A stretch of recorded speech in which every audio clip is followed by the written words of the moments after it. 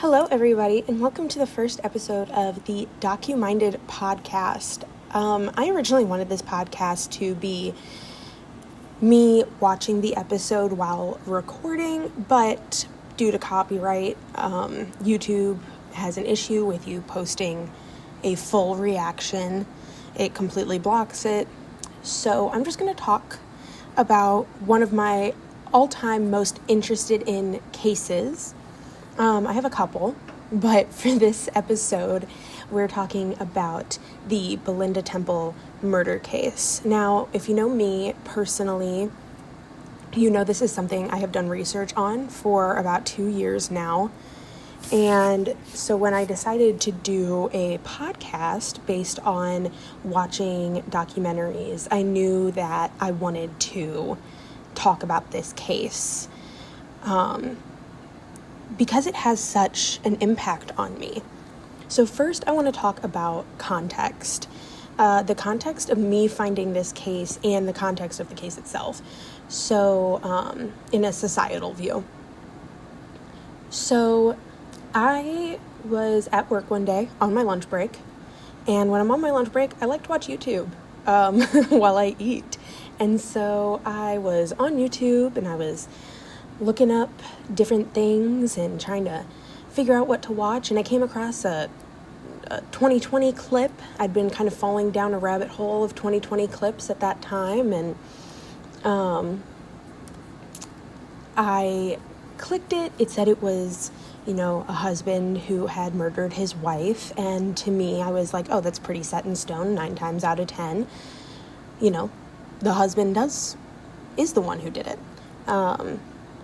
And there will be other cases where you'll probably hear me get upset about the fact of of course it was the husband, why didn't they realize it was the husband and all this stuff? Because of course it was the husband that did it.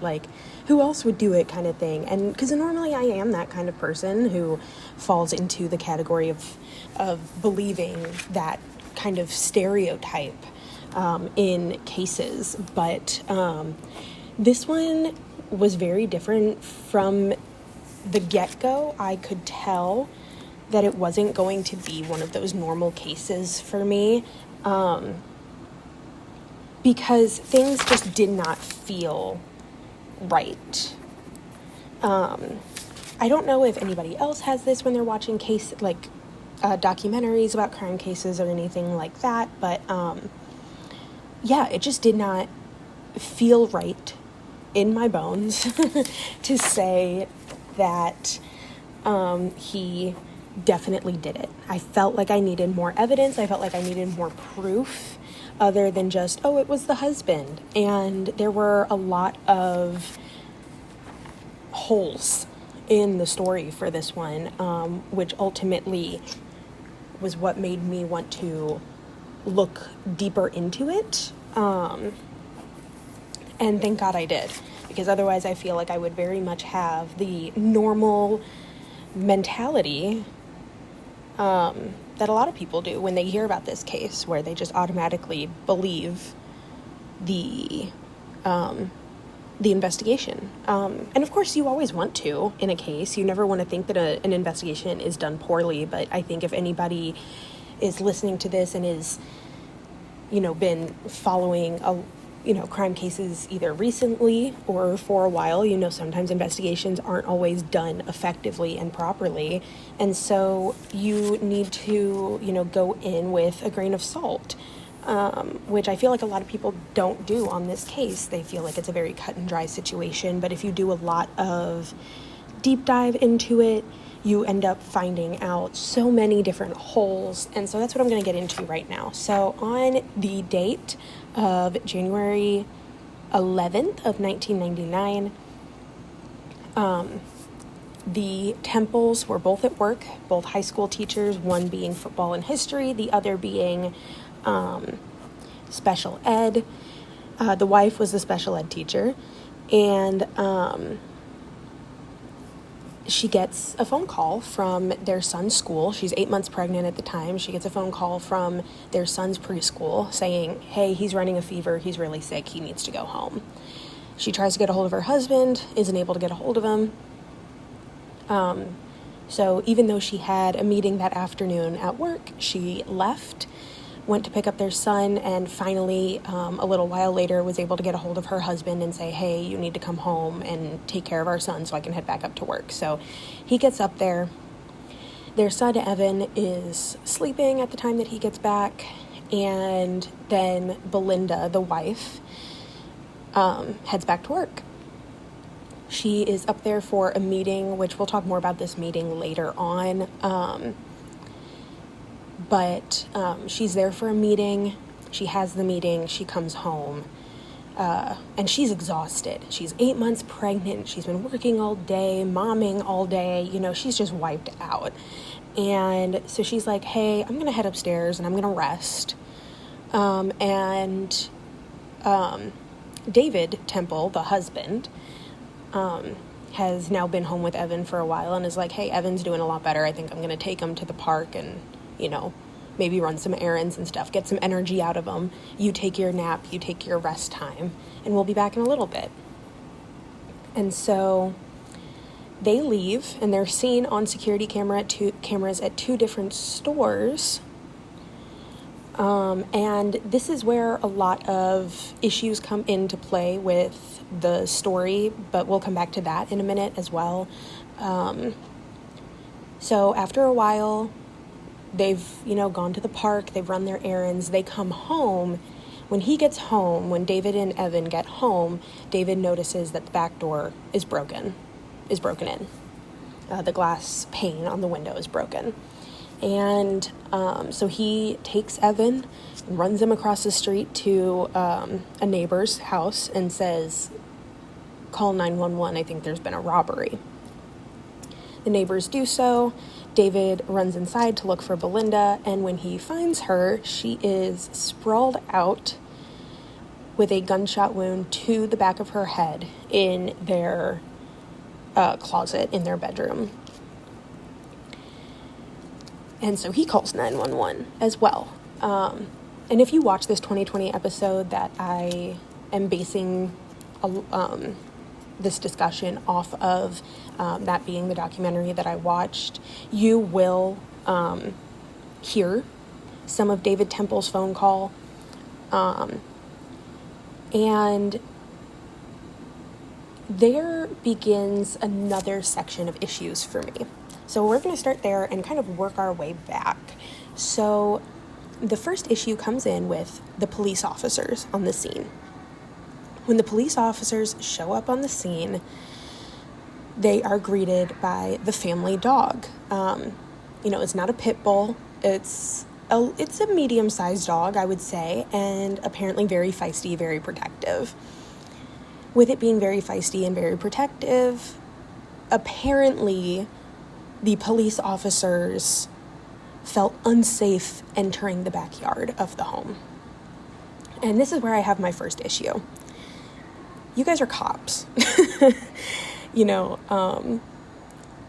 They're cops, they're police officers, they run after bad guys, they deal with narcotics cases, they take down serial killers, and here they are afraid of a dog that's 2 years old, I believe, at this time.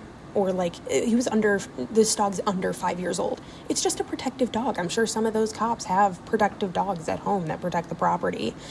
And so at first they're like, we're just gonna have to shoot the dog to get in, which I don't like that use of force necessarily. I feel like it's unwarranted and unnecessary considering it's a medium-sized dog and there's 4 cops standing at this back gate. But thankfully David comes outside. He has some blood on him, which is to be expected. He checked for signs of life with his wife. But then this is where cops love to say there wasn't enough blood on him. As someone who has taken a lot of psychology courses, especially in forensic psychology and some other psychological areas, people respond to scenes of death in very contrasting ways. One of them is, crying, screaming, holding on super tight to the victim that they knew and not wanting to let go kind of thing. Other people can sometimes be a little more standoffish, due to shock. And I also believe that had he come out with, a bunch of blood all over him from his wife's body, then they would be saying, oh, well, he had so much blood on him, there was no way that it was just from him checking on his wife. So I feel like either way, he would have lost that fight with officers later on. But, then the news starts showing up, because this is the small town of Katy, Texas, which I didn't say before, but nothing like this had ever happened there. Cops were used to, maybe a car break-in or, a dog getting loose or a cat in a tree sort of situation, and now they're dealing with a dead body in a closet. And so it's very different from what they're used to. And so it instantly becomes a major story. And apparently, from first glance, officers had issues with the way that the scene looked. And this is another thing that, after studying forensics for a while, and someone that just knows how doors work, I have an issue with how this section has been characterized. So they say when they came up to the door, you would expect that if a door panel had been smashed in, the glass would be all over the floor behind the door. But they said that the glass was over to the side of the door. Now, here's something that many people will not mention when they talk about this case, is that because of this, cops then immediately suspect that the door was actually broken with it open. But here's where I have my issue. If a door is broken in, if glass is broken in, yes, it does fall to the floor, and they did see that there was some glass on the floor right underneath where that panel of the door would be if the door was closed. But if the person is smashing out a window panel to get into a home, and they're able to get into a home, that does mean that they're going to have to open the door, and once they open the door, the glass that is shattered and all over the ground, some of it now will be pushed by the door and moved to a new area. And they never talk about that theory. Nobody ever mentions it, and I think that is definitely an injustice. Another injustice of this case was that when they decided to take David Temple's statement, they did not take him to an outright police station. Normally, when it comes to a crime case, very specifically a murder case like this one, you would want documentation of the statement given by the suspect. And of course, when it is a wife that is murdered or a husband that is murdered, the first person you're going to look at is the spouse. So that's not necessarily the wrong way to go at that point. But what they didn't do was record any of the statement. They just had somebody writing it down, which writing it down is nice. But in a case like this, it would have been very beneficial to just ask him to drive to a station that was further away, that had the proper cameras and the proper equipment to record his statement the way that it's supposed to be recorded. And at this time, the news is interviewing people. Her students are finding out that she's gone, and they're leaving flowers and saying how incredible she is. And this is where Riley Joe Sanders, or Saunders, I'm not entirely sure, I can't remember if it's just an A or an AU, so I'm sorry on that one. This is where he comes into the picture. And since this documentary parallels this case with another case that happened about 3 or 4 years later, I'm going to parallel this situation with another case that I am mildly familiar with, that I automatically thought of when I saw Riley doing his interview with the news, saying how incredible of a teacher she was, because I feel like that was problematic for him to do so. So Riley was actually one of Belinda's students at the high school, and that was because he did not give a crap about school in the slightest.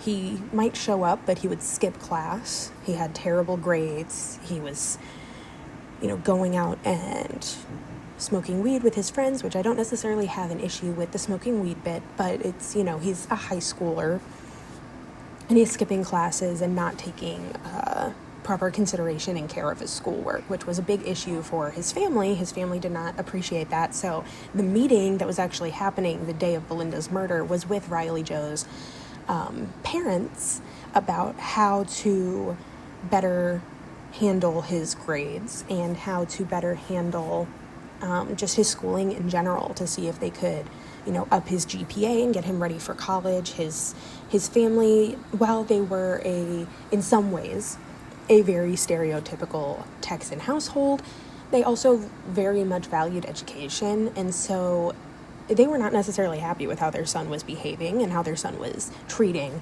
the school environment. So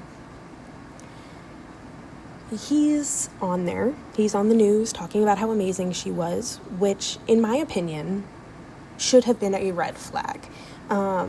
There was a case many years ago of, I believe she was not a lawyer at the time, she was a law student, where she one day just went missing. I'm going to look up her name, actually, since I have my computer out.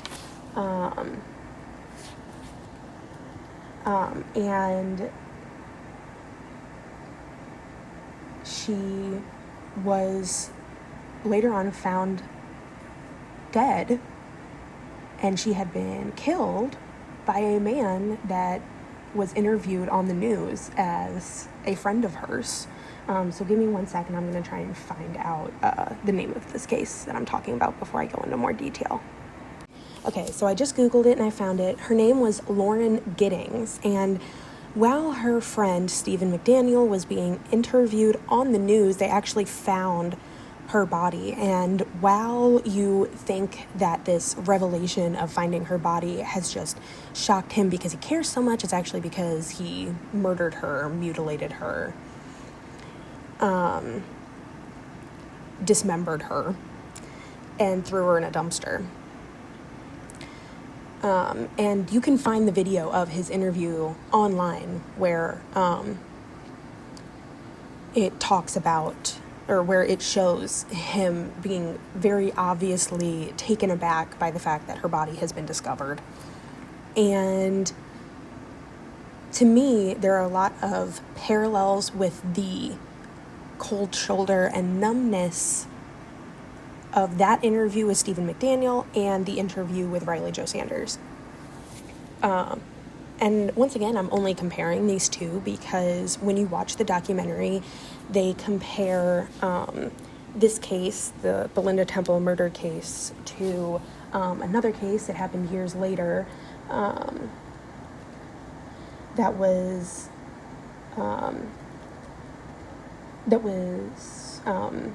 very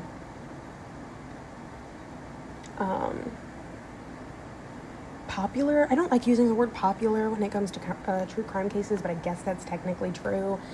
And I'm trying to find her name as well, because once I say it, you'll know exactly who it is. It was huge in Scott Peterson, that's what it was. Lacey Peterson. This happened in December of 2002 in California, while the Belinda Temple case happened in 1999 in Texas.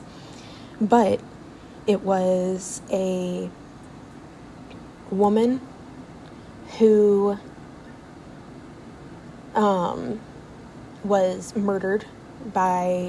supposedly murdered. He's been convicted and is serving a life sentence. While she was 8 months pregnant. And so there are a lot of parallels with that case and with this case that we're talking about right now, which is why in the 2020 interview they compare and contrast with these two cases.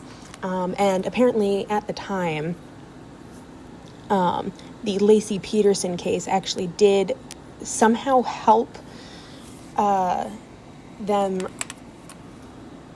get, I don't want to say new evidence, or they were able to basically stick the crime to David a little bit more tactfully, I guess, because of the Peterson murder case. So there's that as well. But there are a lot of comparisons between this case and other cases, whether that's from this 2020 documentary, or, which is, I will admit, it's very long. It's about an hour and a half. But we're going to be talking and doing breakdowns of like multi-episode documentaries where we'll talk about that one specific episode in its entirety and give it its own episode. Length does not really matter to me when it comes to the cases that we'll be talking about on this show. So, and it's actually, while I'm filming this, apparently a month ago, a man in Lebanon, Missouri was murdered, or was not murdered, he was charged for murdering his pregnant wife. So I'll have to look into that, and maybe we can talk about that at a later date. As I live in Missouri as well, so finding out about cases that happen like that in the state that I'm in are usually very captivating for me. But while Riley was looked into as another suspect, it ultimately went back to David. He was arrested, appealed, retried, arrested again. And in the, 26 years since this case happened, his son, who was with him that day, his son was 4 years old, so obviously expecting him to have, too much of a memory of it, is asking for a little too much from a man who is now, in his, 20s, 30s, and he was 4 at the time, so, cut him some slack. But even though this is the murder of his soon-to-be sister and his mother, he has stood by his father and stood by his father's innocence this entire time, which I think in itself says a lot. I think it shows that public perception has probably clouded this case a little too much. When you're seeing a family member who was technically with him the day that this happened, even though he might not have been old enough to remember it, stand by him, even though it's his other family member that was killed. And I think that says a lot. Now we're going to get into kind of why it was so intensely stuck onto David. I want to first say, if they end up finding evidence later on that proves 100% without a doubt that he did this, I will fully retract any statements I've made. But as of what they have found so far, I do not believe that he committed this crime.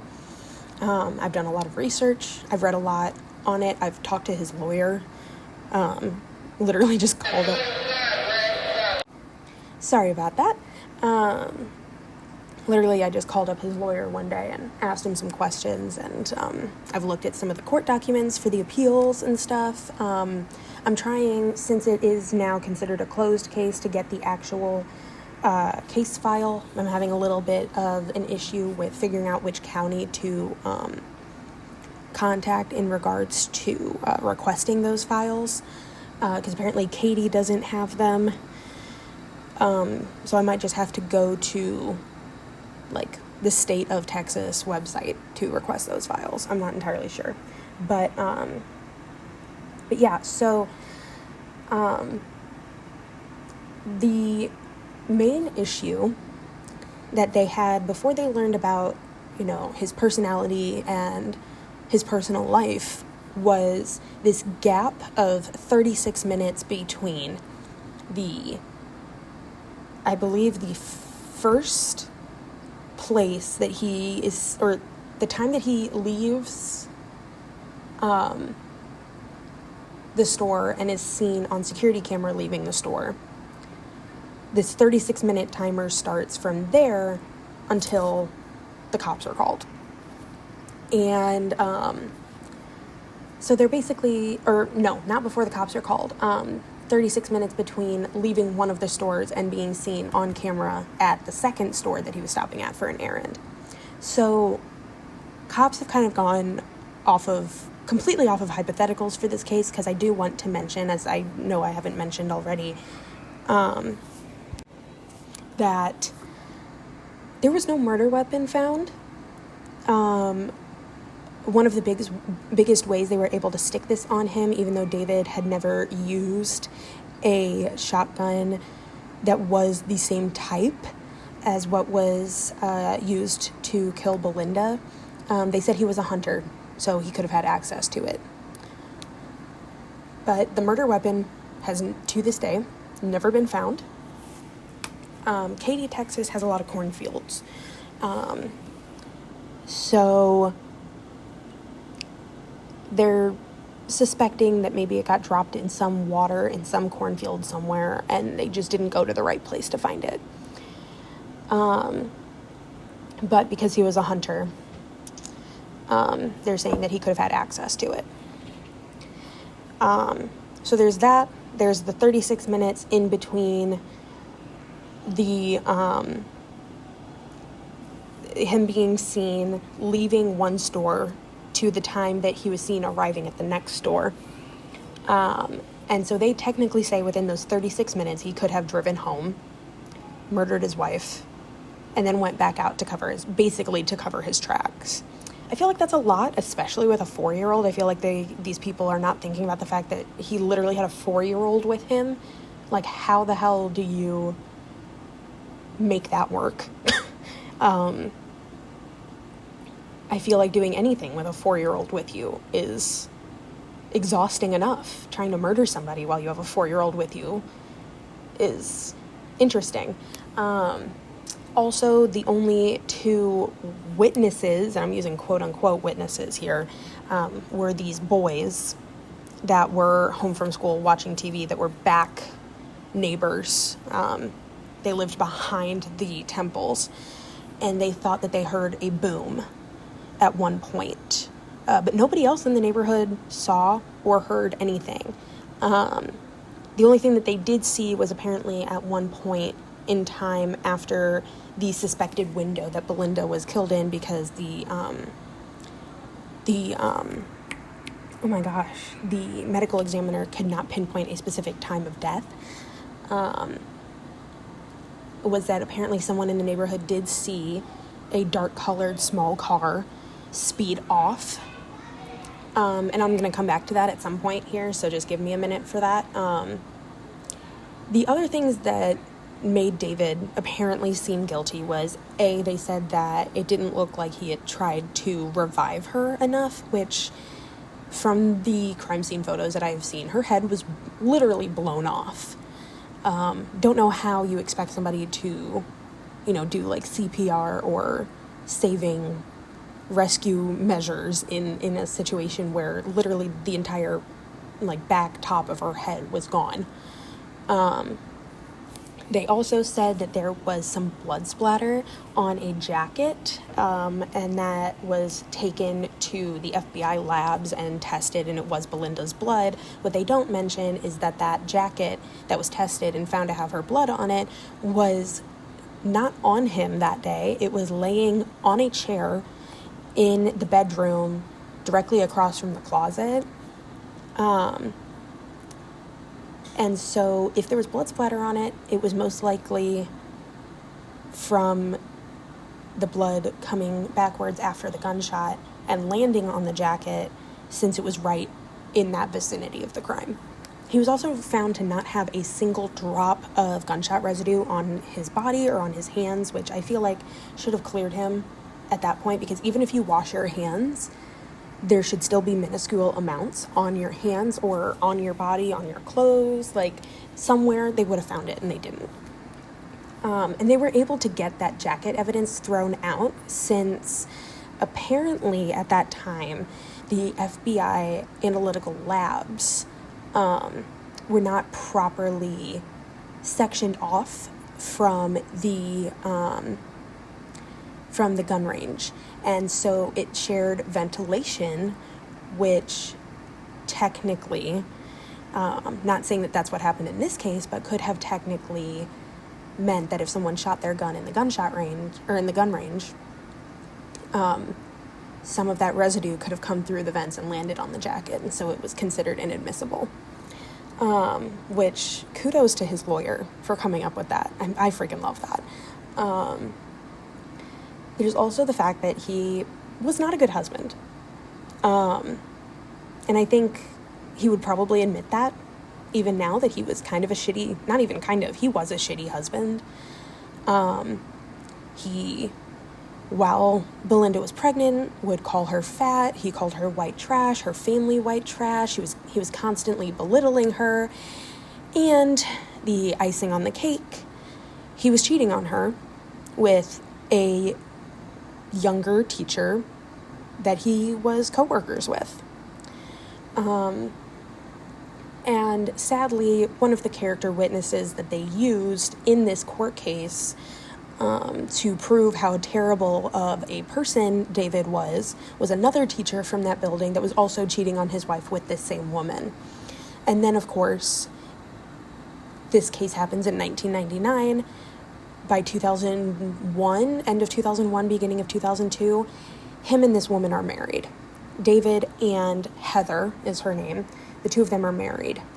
They end up getting divorced later on, and she actually ends up testifying against him in a retrial that ends up putting him back in jail, which I have issues with that, but I'm going to leave that alone because that's more of a personality thing than anything else, and it's not really part of the case. So the car that was seen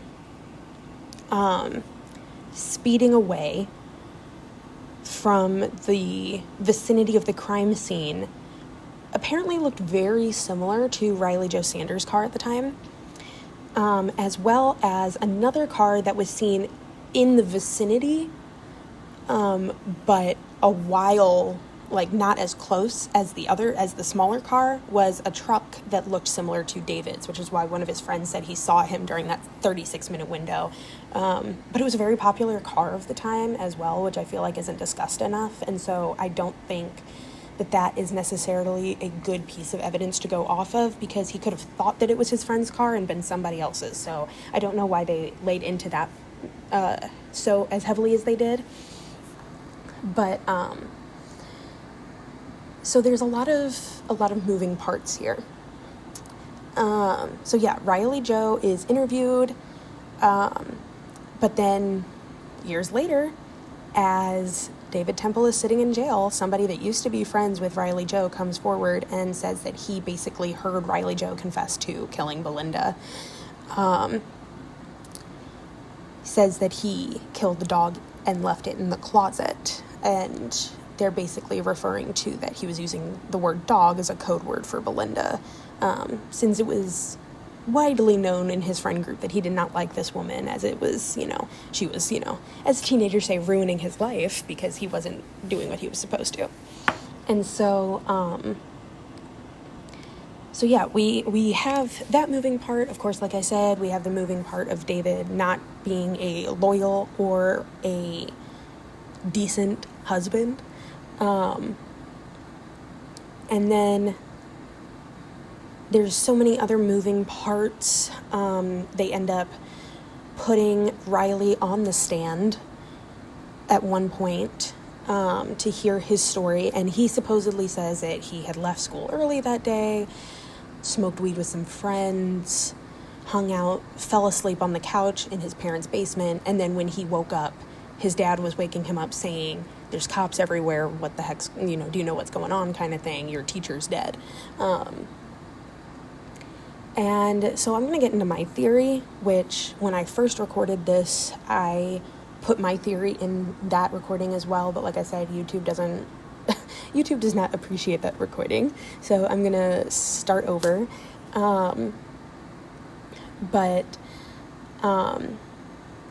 Basically, what I believe happened is there had been multiple meetings with Riley Joe Sanders' parent and Belinda Temple about his schooling abilities and his focus in school.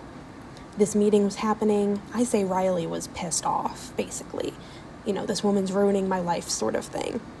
So he's hanging out with his friends, and he's like, you know what we should do? She lives right next door, because that's another thing. I don't know if I mentioned that, but they were neighbors. She lives right next door. Let's just go over there and take some stuff. So they break into the back and go inside, and they start messing around. Well, Belinda hears all of this movement going on and decides to hide in the closet, hoping she won't get found. And I will say here, Riley Joe's dad had a bunch of guns, and he actually did own the type of gun that was used to kill Belinda. But once again, that weapon was her actual murder weapon, was never found, so it's not like that can be compared or contrasted properly. So I'm thinking he, took that weapon just to, be menacing in case anybody saw them or something. Teenagers are weird. And so then they're in the house. Belinda's hiding in the closet. They get upstairs and they're ruffling through drawers and stuff. And Riley goes in to the bathroom and goes into the closet and sees her in there and is like, oh my gosh, if she, tells my parents about this or calls the cops, God forbid, I'm screwed. I'm already in so much trouble with school. Here I am getting in trouble. I'll get in trouble for this too. I just need to shut her up. And so without really thinking about it, he just shoots her. His friends hear this gunshot go off and they leave. And that's where that speeding car happens. And so that's kind of, and then I'm thinking, he abandoned the gun in some cornfield or some river or some lake that kind of washed it somewhere else to where it hasn't been found. So that's what I think happened. Obviously, as of right now, there's no way to tell who did it, what happened, and there probably never will be, considering this was over 20 years ago and this weapon still has not been found. I do wish, more for Evan's sake than for David's sake, that David ends up being released from prison at some point in his life.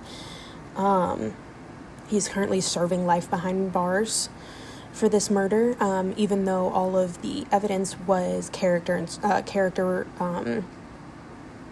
evidence and circumstantial evidence, since no weapon was found.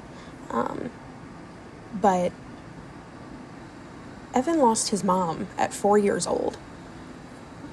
He was only 7 or 8, being raised by his stepmom while his dad was having to be in and out of prison because of being accused of killing his mother. And I think that at least until it's been 100% proven without a doubt that he did actually do this, taking another parent away from Evan is completely unjustified. At the end of the day, it's really about Evan to me. You can say oh, he was a terrible husband, he treated her terribly, and that is true. I agree with that. He did. He was awful. But he was a good dad, and his son wants him back. And I think that should be what's really important, considering you have no physical evidence that that David did anything wrong. I hope he appeals again at some point. Maybe some new evidence will come up, or some new character witness or something. Or maybe Riley Joe could just step forward and tell the truth. Once again, I want to say, obviously, that this is all speculation on my end. I have no evidence, no proof that anybody committed this crime, obviously. Otherwise, I would have told the cops. But one of these people, to me, looks a lot guiltier than the other. So yeah, that's the first episode of DocuMinded. Sorry. I picked this case because it has literally been on my mind I probably haven't gone a single day in the last 2 years without thinking about it. Because this family, no matter what the outcome is, deserves legitimate justice and not circumstantial justice. And I don't know if people are ready to have that conversation about this case, to be honest. And yeah, I think that's all I have to say. But I will see you guys again in 2 weeks for episode 2 of DocuMinded, where we'll be covering another very important case that's very near and dear to my heart and to my family, oddly enough. And I'll explain that more when I see you next week. Thanks for sticking around, and go watch the documentary and let me know what you think in the comments. Let me know what your viewpoint is on this, and let's discuss. Let's have a conversation in the comments. Okay, I love you all. Stay safe, and I will see you next time.